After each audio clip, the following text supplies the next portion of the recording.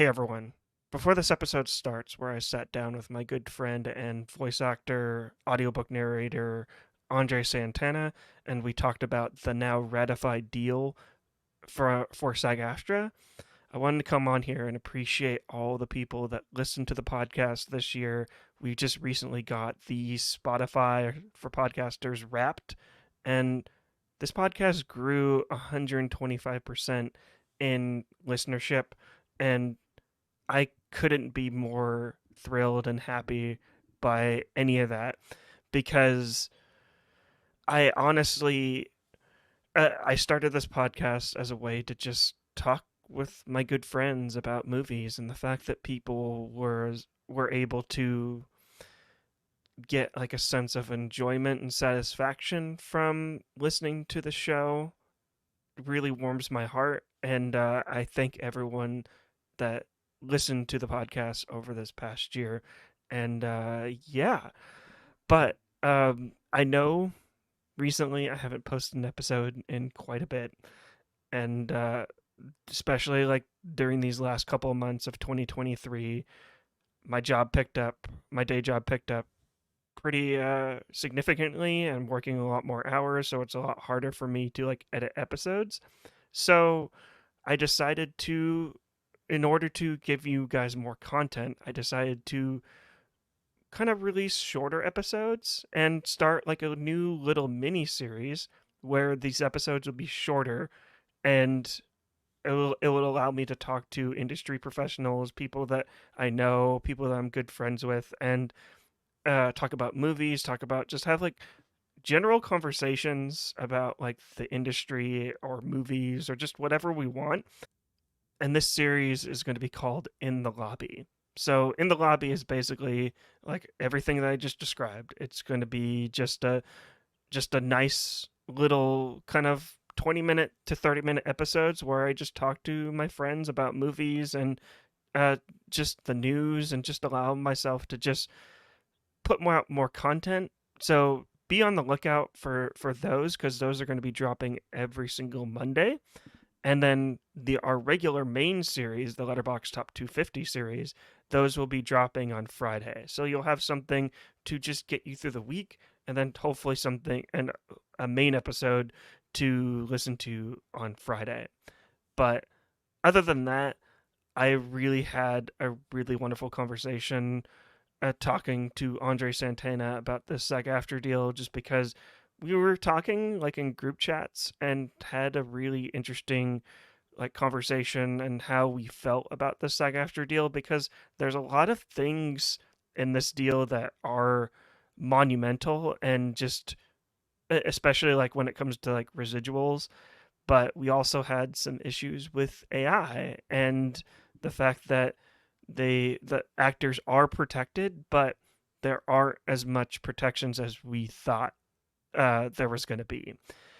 But we had a really great conversation talking about that, about CEOs, how greedy they are, and just all across the board. We get on our soapbox a little bit, but it's justified. It's justified to get on our soapbox just because AI is a very troubling like topic, and the the fact that I feel like the main thing that we kind of like got across like in this episode is that the deal does protect actors. We're just anxious, excited, and we're just anxious, excited, and observant over these next 2.5 years before they have to go back to the bargaining table again and talk about like AI and like how actors are going to be protected in this ever progressing future in this industry. Uh, but yeah, anyways, I'm just going to stop rambling here because I'm just kind of mixing up my words, and that's what happens when I have a dumb brain like I do. But um, yeah, so I'm just gonna end this little preamble. Just wanted to just thank everyone again for listening to the show and watching the show and sharing the show, liking the show. I love you so much, and without further ado, Here's the first episode of In the Lobby featuring André Santana. Let's all go to the lobby. Let's all go to the lobby. Let's all go to the lobby to get ourselves a treat. Hello, everyone, and welcome to this new series that I'm starting here on the Real Lovers podcast called In the Lobby, a podcast series where we're just vibing and having like a good time. And why not bring back like the guest that was on the most listened episode of the Real Lovers podcast in 2023, André Santana. Ooh. How you doing today? Hello. Doing good, thank you. Excited to be Yeah, back. I'm excited to have you back. And I'm excited to have you back just because I wanted to talk with you about the SAG-AFTRA deal that just literally just got ratified yesterday. Yes. We were talking like a little bit in group chats and just kind of like talking about like the deal as a whole, because I saw a lot of pushback when they got a tentative deal, especially like with the pushback like towards AI. So I just want to get like your thoughts on like everything and kind of like all that. So I know that's a loaded question, but yeah. Load the gun. Let's go for it. It's been so interesting and complicated, and like I got to a point where I just went on Facebook to like two groups full of people that I really trust, and it was like, I cannot decide how to vote. How in the world are y'all navigating this right now? Because so for me, I only voted maybe about a week ago, so we still had a handful of days before the end of the voting period, and I got to that point. I had all the little mailers like sitting on my desk. I knew I couldn't evade it anymore. And generally, I hadn't at that point looked through the materials or rewatched any of the recorded like info sessions that they'd had yet. I'd seen a lot of content about actors, journalists, people in the public responding to it via TikTok, social media, etc. And so there were a couple of pieces for me personally. One was the AI piece. That was a lot of what I saw. And things that I came to understand were that like the negotiation happened, there was a contract in progress, and it was the day before the contract was approved that the AI component of the conversation even started, or at least manifested in terms of like what was written into the contract. And it functionally is, there was never an intention for them to say no AI. It functionally is like they have to ask your permission in order to use it, and they have to ask your permission in order to generate stuff based off of you. And there's a structure, like a reference, not necessarily a pay scale in the way that there is usually for a contract, but there's like a reference for how they're meant to pay you for that usage. And so I'm a voice actor. I'm in the midst of all of these things. I'm not in TV and film. And I think for me, that was one of the big parts of the question is I don't do on-screen work. And so I want to approach this in recognition of the people who do this work most often. And so it was just like really complicated to see, having watched so many voice actors, having watched actors like really struggle with AI over the past year, to see something that like, yes, is essentially like a stopgap or like a basic tenet of permission, but really wasn't comprehensive, wasn't, for example, they confirmed that like, if you get, let's say, so they want to book you for a TV show or a movie, and they, cool, now sign this contract and give us permission to make an AI of you. And if you say no, they are fully allowed to not hire you. So there's no protection against that, right? Similarly, my other concern was about like reporting of usage, because there's certain guidelines about things that they could change in post manually anyways, and that they're still allowed to do within the context of AI, things that were substantially as scripted. Essentially, like, there's a slight adjustment. There's you need to be moved in locations in a room, or there's like a facial expression that's changed, or something slight. And so for me, there's like a spectrum there. And there was a piece too about like reporting when when they type in, for example, André Santana as their reference for generative Mm-hmm. AI, how that reporting happens. And there were pieces for me that felt really clearly insufficient and that did not feel like they were going to generate a culture of people being able to take on their careers without fear that they would be coerced into participating in the Mm-hmm. technology. Because I don't think it presents a choice. We already know that people on WandaVision, I think on HBO shows have been scanned. Background actors have been scanned.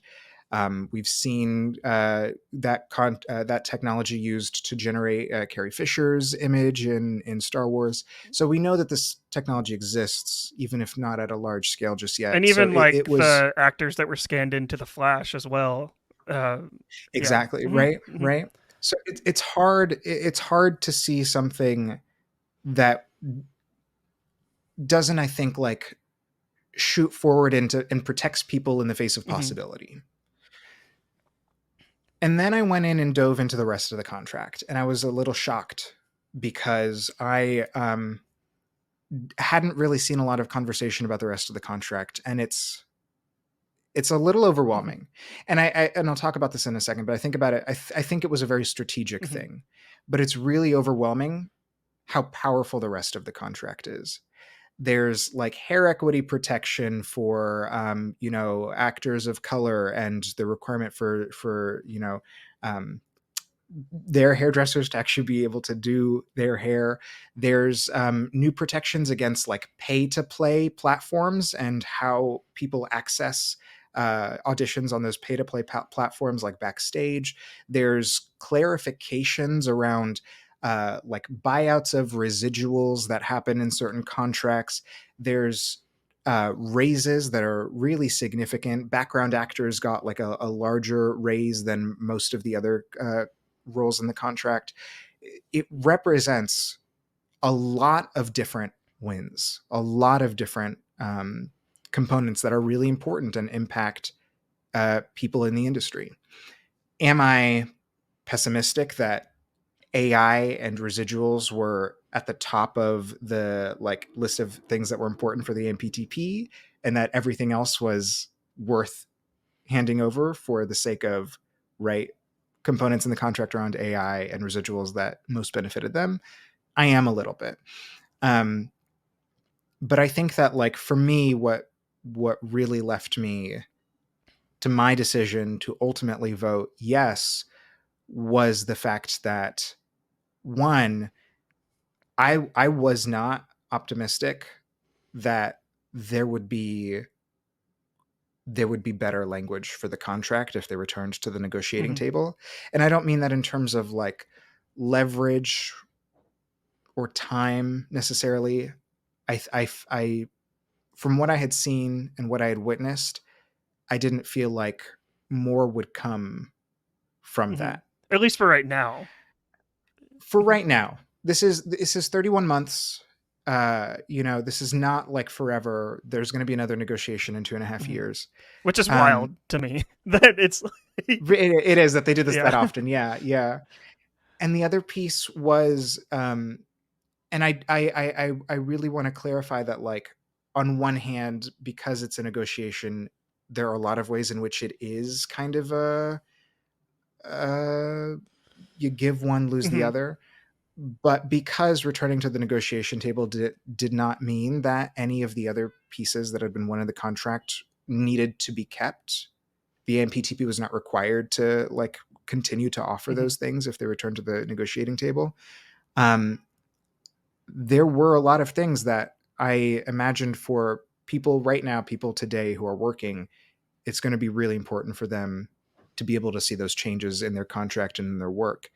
Um, and because, like I said, in the end, I don't work in this every day. I don't do screen and film and TV every day. That in the end pushed me to vote yes, to believe that yes, it still does mean there's a lot of work that would have had to have been done anyways if the contract wasn't ratified, but still does need to be done around AI, a lot of education. a lot of like accountability, clarity, and a lot of federal policy too that's needed around it. But I'm also like, I have not a single ounce of misunderstanding for anyone who voted no. It felt like there was. I really appreciate the work of the SAG-AFTRA administration, the negotiating committee, and it did feel like there was this like insistence that nothing was wrong when the like contract was revealed. There was this like their tagline was like $1 billion in upcoming money, or something along those lines. Like, the value of this contract is ridiculous. um, and it is, and that's part of what I mean about how significant some of those other wins were. um, but I think people were saying, like, like I said, like, this feels coercive. This doesn't feel like it really protects me in the face of what the AMPTP companies want in terms of AI. I don't feel like, this represents my needs. And it felt like some of the responses were like, no, that's ridiculous. This does all the protection. This protects you in all the ways that you need it to. Yeah, I totally agree with you, and the fact that, like, I think I expressed this to you, like, in DMs, like, a few weeks ago.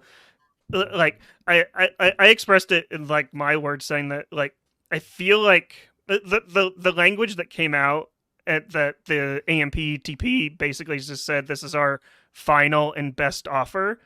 A lot of people are making jokes about that, and I don't think that Mm. I think they were telling the truth there, because I do agree with you that AI basically had these two like going back and forth, and set. I don't want to say that SAG-AFTRA like folded with this deal, because the deal, like you said, is like it's a monumental deal for everyone, for pretty much everyone involved. It just feels Yeah. like SAG-AFTRA just said, like, listen, I know that these studios will like want to use AI, but you have to get the actor's permission first, and then we'll deal with it Yeah. 2.5 years like down the line, like Yeah. when we know a little bit more about how AI is going to affect us, because AI is still very like new. Like, I know Yeah. it's like even like the like our federal government still doesn't know what to do with it, and they don't really know what's going on with it there. So No, they yeah. do not. No, they do not. And it, and again, negotiation does not necessarily mean that you walk into the room, you say you want that, and you walk out with exactly that, and you lose Mhm. nothing. Um, I know that, they talked about how early on their statement was, we're looking for stronger residual system from the streamers in particular. We're looking for 2% of their profit. And I think they walked away with Mhm. 0.57, right? A deal that represented 0.57% or something along those lines. Um, you know, there were a lot of things, I think, that fell short of what the original goals were, but that ultimately still are progress among, Mhm. the stuff we saw in the wake of the strikes. I hope had radicalized actors and even viewers, and continues to radicalize people, and people remembered that these are still the same companies Mhm. from before, right? The strike happened, where we were seeing, like, you know cast members of Orange is the New Black who still had to have like weekend jobs, and were sharing their, like, the $27 in residuals they got over the course of 1 year from Netflix's flagship show. Mhm. And so I'm really crossing my fingers that this continues to excite people. There was a lot of awesome labor work that happened over the summer, like the Teamsters and I think it was the car manufacturing Mhm. deal, just wiped the board with car manufacturers. The increases they got, tremendous. There's so much happening in terms of the Starbucks union. I think so much is happening, and there's a conversation about unions in a way that there hasn't been before. And I think that's part of the power. I think the power of the dual WGA SAG-AFTRA strike over the summer hasn't necessarily dissipated. I think the point is, we're going to return to the table in 2.5 years anyways. Um, so I'm really excited to continue seeing people recognize their power as laborers, and to continue, moving forward and demanding more with that. Yeah, and also just like recognizing like your worth as well, just because Yeah. like I know that a lot of people don't like the whole idea of like having to opt in to being scanned, Mm. but like at least you're allowing like the studios like to ask for permission instead of like just randomly just like hey, we're just going to use your scan, and then we're not going to compensate you for that. So like as like an Yeah. outsider looking in, like I appreciate that, and just like everything you just described of just like having like real representation like behind the cameras like Mm. is like has always been something that I see a lot of people like push for, and the fact that like the leaders of SAG-AFTRA are behind that representation as well. It just kind of makes Yeah. me like it's been a lot of doom and gloom recently, but to see that like really like opened my eyes, like maybe there are some good people in the world. So it's like yeah. Yeah. Yeah. Yeah. It was really funny for me. In one of the things I tried to do when I went and kind of asked people where they were, how they're navigating things, was really just to listen. I didn't really engage in a lot of back and forth with Hmm. people because I'm also not an expert Hmm. in this. Part of the reason I was asking people is because I'm not an expert in the contract in all of this. I'm just trying to navigate this as as a voting member of Hmm. SAG-AFTRA. Um, but there were these really funny parallels. One thing that was coming up was a parallel to like the people in 2016 who didn't like Hillary, didn't want to vote for her, and then blaming them for Trump having won. And I'm really over that framework in a lot of ways because I think that we have to take seriously the concerns of people who are part of the body that these groups, whether political candidates or unions, represent, Hmm. right? That like what it means for someone to say, here are my concerns that I have, has to be taken Hmm. seriously. And I think that actually it's a little maddening when there's a really clear conversation. The conversation literally was, we're gonna go on strike for AI Hmm. rights, right? And then for the contract to come out for the AI component to be, like I said, really basic, really straightforward, and for them to say, shouldn't there be more? Like, where is the rest of this? And for people to be like, what are you talking about? I think that's a little Hmm. maddening. And I really want folks to reckon with the notion that like the people that you need to hold responsible and accountable for better work are not the people who are going to be like disadvantaged or put under when poor work moves through.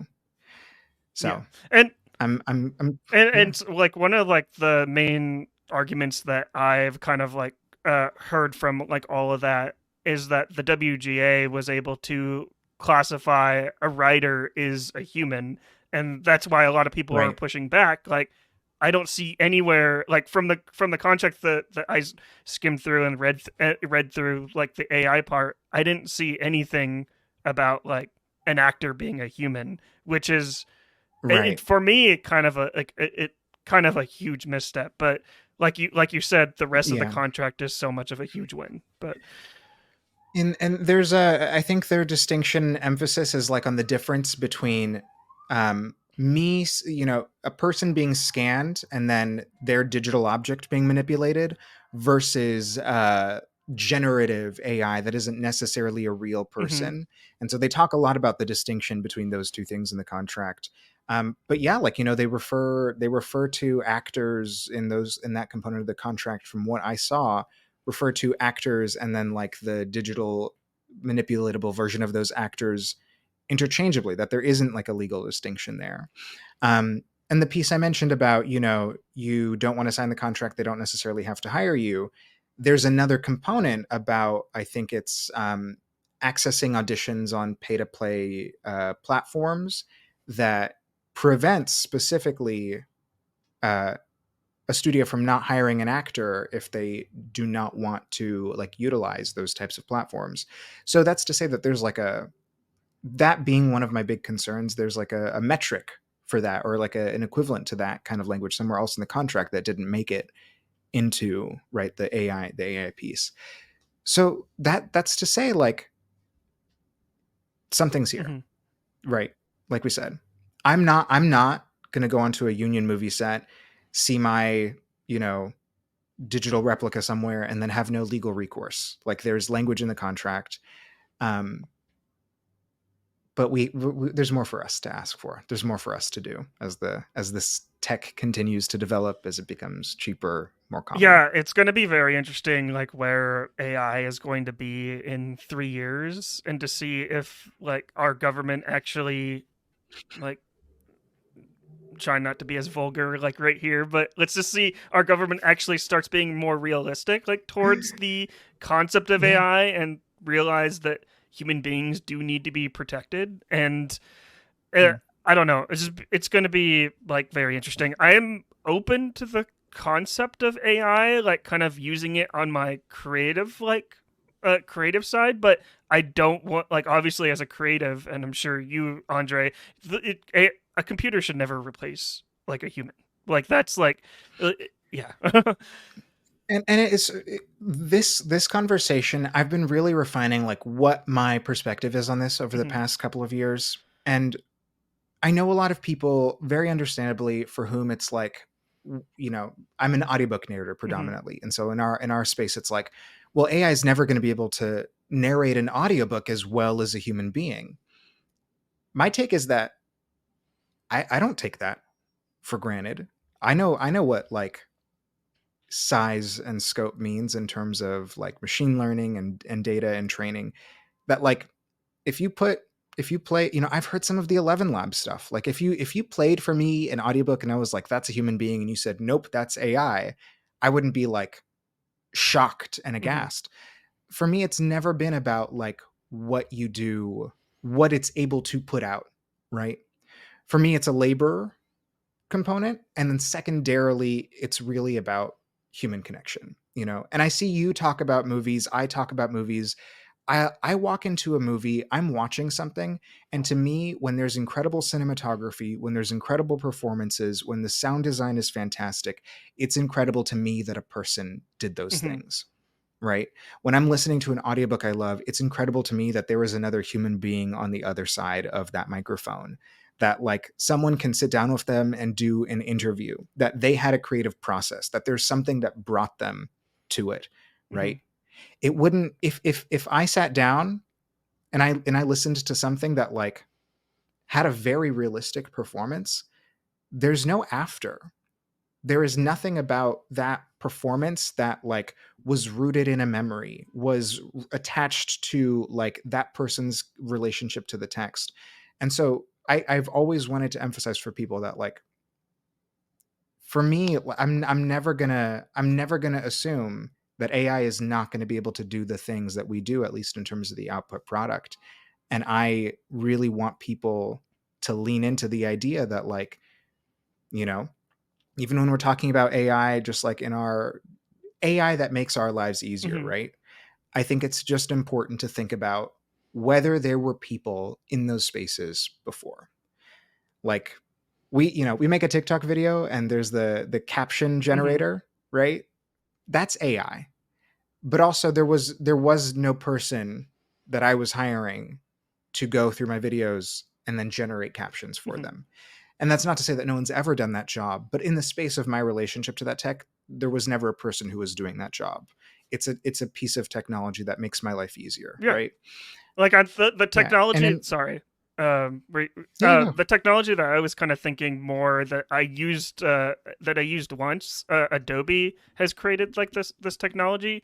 It will, I forget what it was called, maybe you can help me out with this. Basically it's like for recording, and if you like basically you just record your like your dialogue, and it will automatically like clean it up for you, like you recorded in like in an actual studio. Oh, they have like a background, like a it's like mastering, right? They have a like a AI mastering. Yeah, Yeah, exactly, and right?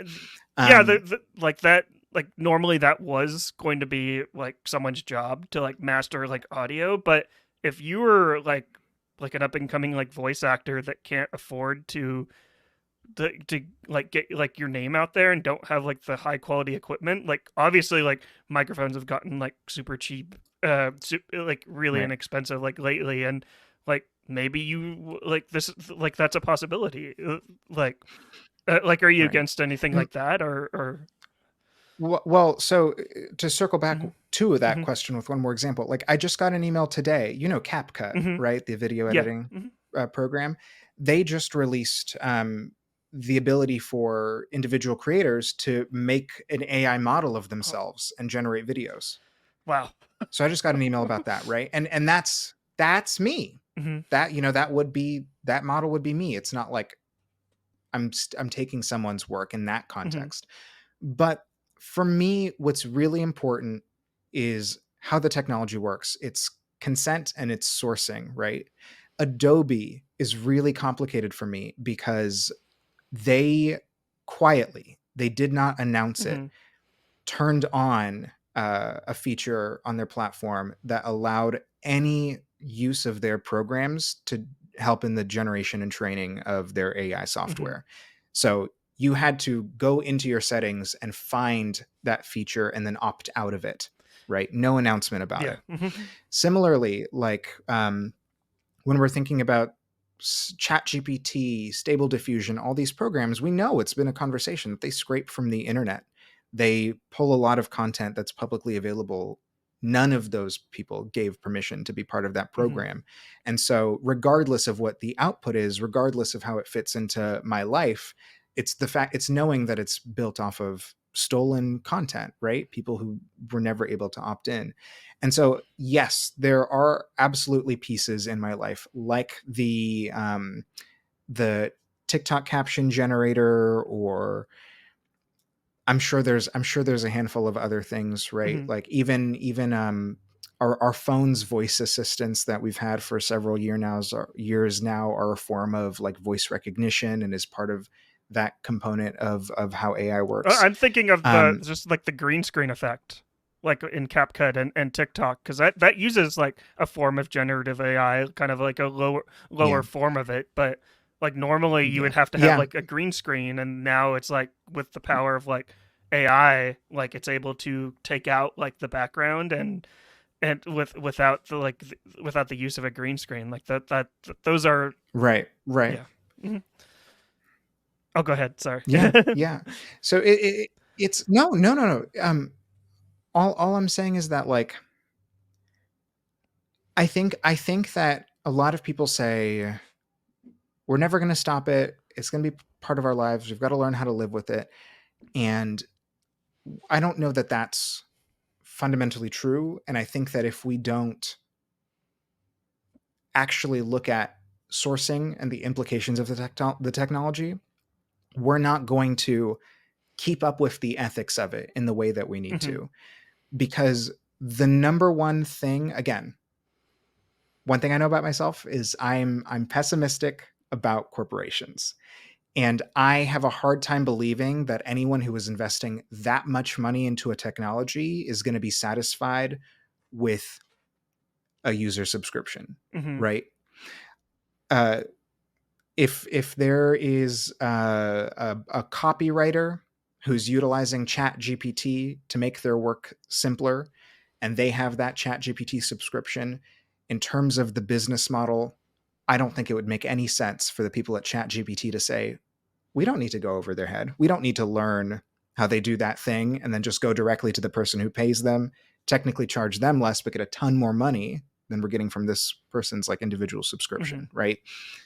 So I think it's just important to keep an eye on like what it is that technology, what it is that we're helping technology learn how to Mhm. do, especially in the context of our labor, especially in the context of, you know, living in a society that is not Mhm. prepared to have an enormous population of unemployed people. Right. And I think like the thing that I really hope that we learn from all this before we start getting fully into like an AI future, or whether an AI is going to be a part of our future or not, I feel like social media is definitely kind of like that precursor to AI, where it's basically like we messed up on social media. Let's learn from all our mistakes from that mistake, and apply Yeah. like the and just and basically apply all that to AI and how we're going to regulate it. Because Yeah. imagine like if all the regulations that we're talking about like right now, like how we want to be protected against AI. Imagine like how if we use those regulations for social media like 10 or 15 years ago, we would be in a totally different situation with like social media, Yeah. where social media is like today. But yeah. Yeah. Yeah. It's a whole new Yeah. world. So I think similarly this week, Meta just released like an image generator that is based off of like a billion images off of Facebook and Instagram that were publicly available, right? Hmm. Like we're the implications of those long consent documents that we've been skipping over for years are showing Hmm. up. So Yeah. yeah. But yeah, Andre, I always love talking to you. This has just been a really pleasure to just kind of like I know we talked about the SAG-AFTRA deal and how like uh great it was like without like the AI stuff. Um but and we kind of like ventured off into like AI and like how we can get protected against that. But I really enjoyed having this conversation with you. But where could people find you online if people want to listen to your lovely voice on an audiobook, or do you have anything like coming out Yeah. recently? Yeah, I'm on the aforementioned Mhm, Instagram and Twitter and TikTok as Andre on the mhm, mic with Andre dot on the mic on TikTok. And you can get audiobooks in more places than you could 2 months ago, apparently. So, Libro FM, Audible, and now Spotify. mhm. You can also listen to audiobooks on Spotify. Definitely go check out Andre wherever. Like if you see, whenever I see Andre pop up on like an audiobook, I always have to download it immediately. So that's just a rigging endorsement for you, Andre. I'm never going to Thank listen you. to an AI audiobook. I'm always going to go to you first. So It's much yeah, appreciated. but thank you, Andre, for helping us try and make sense of it. Like especially with my dumb brain, but I feel a little bit more like comfortable that you guys are going to be protected, and that's because that's all that I really want. Like I like Yeah. I'm I have aspirations of being like in the union or the WGA like in the future, but right now I'm just a consumer, and I just want to consume content ethically. I want you guys to be Yeah. paid fairly. And I've said this Yeah. before, like on past episodes, like I'm willing to pay more for a streaming service. I guess I probably shouldn't say this, but it, Don't let them know. but I'm willing to pay just like a little extra, knowing that that money is going to be going to the people that actually created like the work. Because when it all comes down to it, Yeah, you can't do any of this without actors, writers, the people that are boots on the ground. But exactly. yeah. Exactly. And the implications of AI always means less boom operators, less camera Hmm. operators, fewer directors on set, no crafty. Yeah. So we think about everybody who's Hmm. involved because everybody, it's work for Hmm. everybody. As much as it's art, it's also work for everybody. And I'm hoping in these next 31 months that SAG-AFTRA members juice the hell out of that 300% increase in Hmm. contract, right? That shows up all across it. So I'm crossing my fingers. I'll stay optimistic, Hmm. and I'll see. I'll be here with everybody else when we see what happens Yep, next. for sure. But yeah, Andre, thanks for joining me for this conversation. And Thanks for having me. yeah, and let's head back to the movies.